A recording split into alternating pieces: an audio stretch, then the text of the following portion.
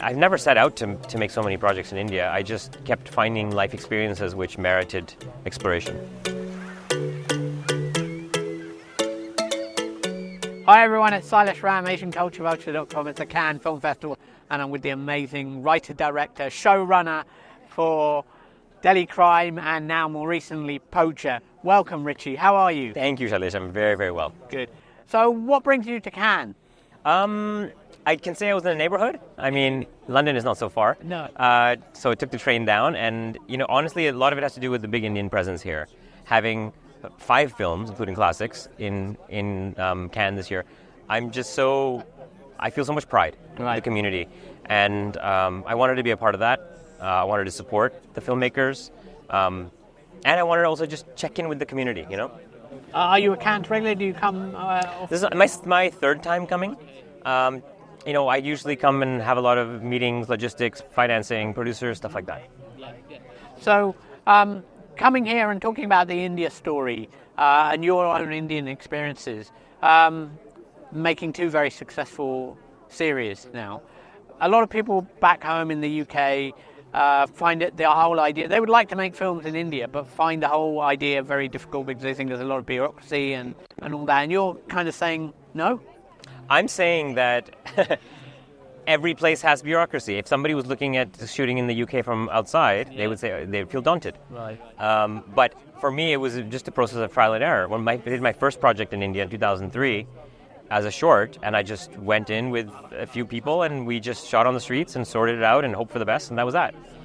And then each project subsequently got bigger and properly official and da-da-da-da. Yeah. Combination of dramatic features and documentaries, and then now series, and then official co-productions. And so it just expanded. I mean, when I started, there was no treaty between Canada and India when I was going. And now it's active and it's real and it's being used. And so you learn as you go.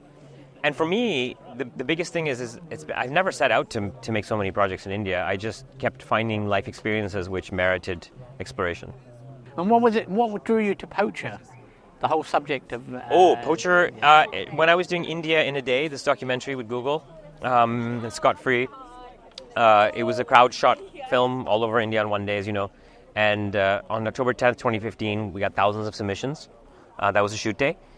And one of those pieces of footage we received was of an ivory raid in Delhi, which was the culmination of a 9-month investigation when I called the NGO.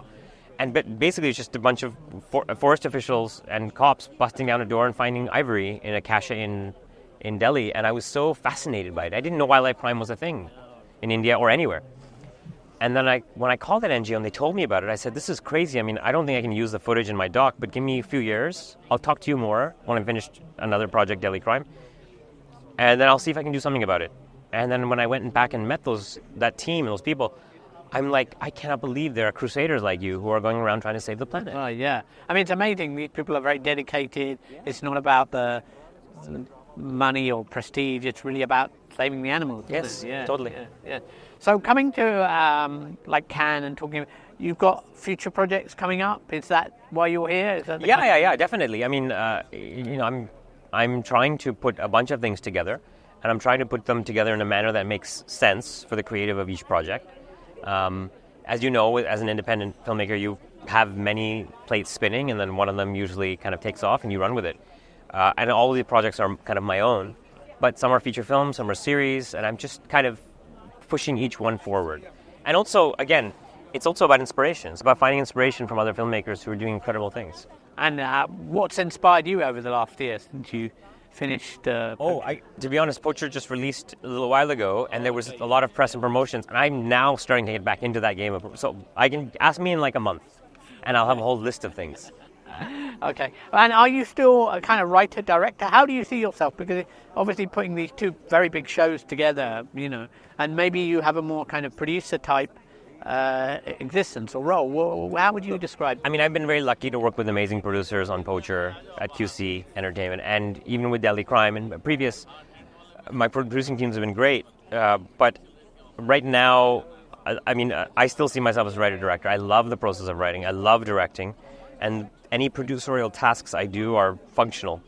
and in conjunction with teams. I don't produce in a vacuum. Right, sure.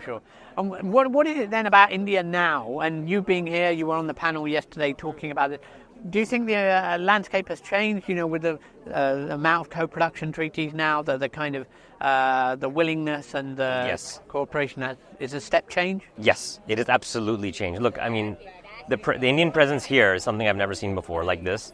Certainly the presence of the Indian government, the way they have approached and presented the incentives that are available. This is absolutely new. I mean, it's very robust. So I think what's being laid down here is a groundwork for cinematic cooperation around the world for a very long time. And what's the response you're getting when you talk about India in this way to the kind of people here from all over the world?